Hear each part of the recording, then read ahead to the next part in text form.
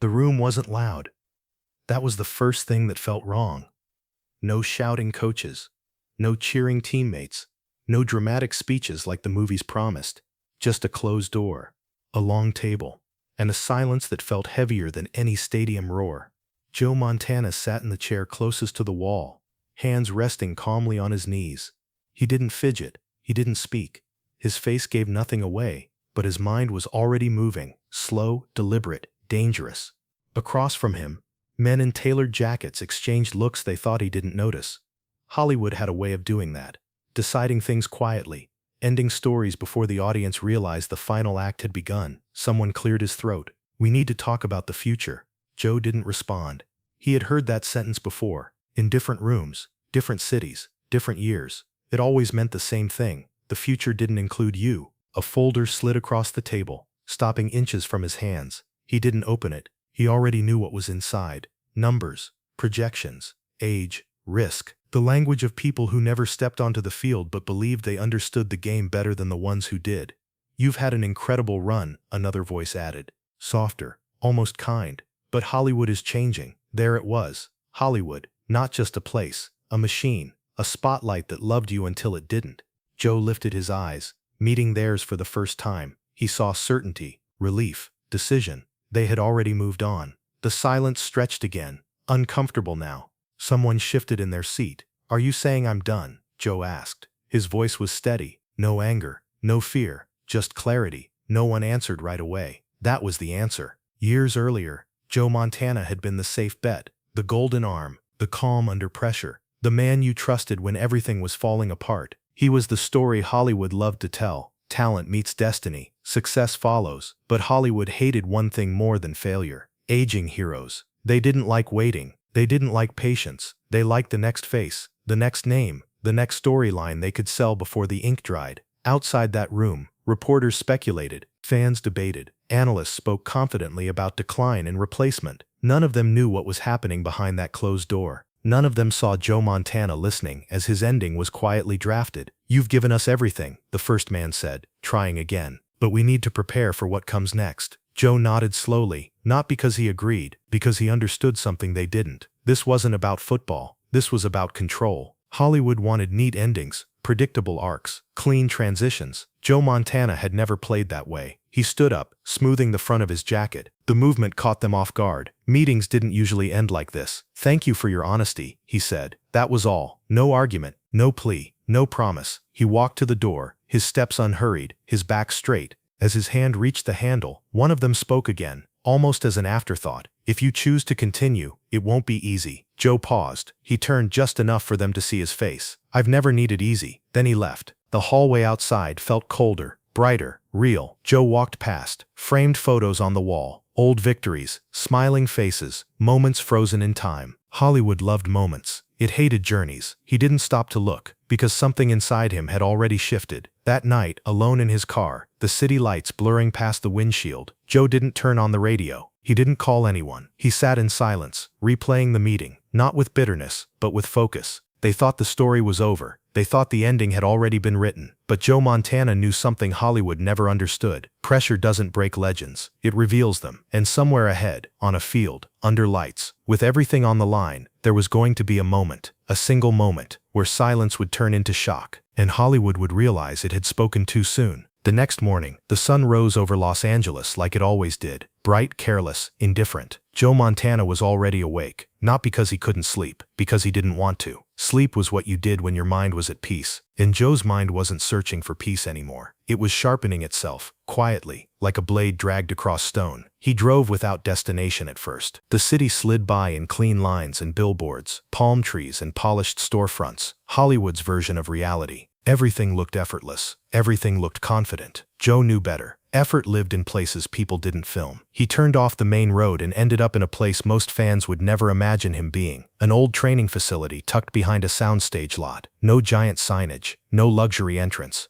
Just a faded door, a small parking lot, and an interior that smelled like sweat and disinfectant. It wasn't glamorous, which is why it was perfect. Inside, the air was colder than outside. The weight room was quiet. A few men trained with their headphones on. minds locked away. No one cared who entered. No one looked up. Joe liked that. He stepped onto the turf strip along the back wall and just stood there for a moment, letting the quiet settle into him. In the meeting yesterday, quiet had been a weapon used against him. Here, quiet felt like armor. He pulled a small notebook from his bag and flipped it open. Not plays, not stats, not motivational quotes. Names, people, voices. The ones who had decided he was finished. The ones who would act surprised later on camera when the story didn't end the way they predicted. Joe didn't hate them. Hate was messy. Hate was loud. Joe preferred something cleaner. Proof. He set the notebook down and began warming up, slow and methodical. Shoulder rotations, wrist flexes, footwork drills, the basics that most stars abandon once they believed they'd made it. But Joe Montana had learned early. Stars fall fastest when they stop respecting basics. A trainer approached, a man in his late 40s with calm eyes and a face that had watched too many careers end. "You're here early," the trainer said. Joe glanced up. "I'm here because I'm not done." The trainer didn't smile. He didn't nod like a fan. He just studied Joe's face for a second. "People are saying a lot. They always do. Hollywood's already moving on." Joe's hands tightened around the football he'd picked up. He spun it once, feeling the laces under his fingers like an old language. "Let them," he said. The trainer walked closer. "You know what they're really afraid of?" Joe didn't answer. "They're afraid you'll make them look stupid." Joe finally looked at him, and for a fraction of a second, something flickered behind his calm expression. Something sharp, something almost amused. "That's not my problem," he said. But deep down, he knew it wasn't just about looking stupid. Hollywood feared unpredictability. A legend refusing to follow the script wasn't just inconvenient, it was dangerous. By midday, the rumor had already begun to spread. Not publicly, not yet, but in the circles that mattered. The right agents, the right insiders, the ones who got their news before it hit the screen. Joe Montana was training like a man possessed, not desperate, focused. There's a difference. Desperation seeks attention. Focus seeks results. Later that afternoon, a call came in. Joe stared at the phone for a long moment before answering. He recognized the number but didn't save it. He didn't like saving numbers. It made people feel permanent. Nothing in Hollywood was permanent. "Joe," a voice said, smooth, confident, practiced. "It's been a while." Joe leaned back against the gym wall. "What do you want?" A chuckle. "Straight to business. I missed that about you." Joe didn't respond. The voice grew more serious. "There's an opportunity. A game. Big lights. National audience. A lot of money involved. The kind of night Hollywood loves." Joe stared at the turf strip. "What's the catch?" he asked. There was a pause, the kind of pause people take when they're deciding whether honesty is worth the risk. "You're not the favorite," the voice admitted. "You're the storyline, the comeback attempt, the last shot." Joe's mouth tightened. Hollywood loved last shots, because last shots could be packaged, sold, controlled. But Joe wasn't interested in being a packaged story. He was interested in turning the room silent again, this time, on his terms. "Who else is involved?" Joe asked. The voice named the opponent, a younger quarterback, strong arm, fast legs, big smile, the type Hollywood could put on posters without thinking twice. The future, the replacement. Joe breathed in slowly. Then he asked the most important question. When? The answer came, and Joe felt it hit in his chest. Not fear, not panic. A clock starting, not a countdown to his end. A countdown to his moment. That evening, Joe went home, but he didn't relax. He didn't sit in front of the TV. He didn't scroll through newspapers or listen to radio chatter about his decline. He did something else. He called a man he trusted. Not an agent, not a producer, a teammate, someone who had been in the trenches with him, someone who knew what pressure looked like from inside the helmet. When the man answered, he sounded surprised. "Joe?" Joe didn't waste words. "I need you." A beat. "For what?" Joe's eyes drifted to the window, where the city glowed in the distance like a glittering lie. "For a night," Joe said, "where Hollywood learns a lesson." Silence. Then quietly, "Are you serious?" Joe's voice turned even calmer, almost gentle. "I've never been more serious." The next day, they met in a private field late at night. No cameras, no reporters, no audience, just stadium lights humming overhead, and two men standing in a wide-open silence. The teammate tossed Joe a ball. Joe caught it clean. They started slow. Routes, timing, chemistry, the invisible things that made legends. Then they accelerated. Harder throws, faster cuts, less room for error. Joe's arm burned, but he didn't stop. Sweat darkened his shirt. His breathing grew heavier. The teammate stepped closer, hands on his hips, watching Joe like he was watching a man walk toward a cliff. "You know what they're saying about you?" the teammate asked. Joe wiped his face with his sleeve. "They've been saying it for years," Joe replied. "No," the teammate said. "This time it's different. This time they're certain." Joe stared downfield, and in his head he saw the meeting room again. The folder, the silence, the relief on their faces when they thought they'd closed the book. He tightened his grip on the ball. "Good," he said. The teammate frowned. "Good." Joe nodded once, eyes still downfield. "Certainty makes people careless," he said, "and careless people get shocked." The teammate didn't smile, but his eyes hardened with respect. He stepped back, raised his hand, and took off running. Joe planted his feet. He inhaled, and he threw. The ball cut through the air like a promise. It landed perfectly in the teammate's hands without breaking stride. The sound of the catch snapped snapped through the empty field, and for a moment everything was still again. Not Hollywood silence. Joe's. A silence that meant, I'm not done. Not even close. Stadium lights don't warm you. They expose you. Joe Montana felt that the moment he stepped onto the field, the air was sharp, almost metallic, carrying the sound of thousands of voices layered into one restless hum.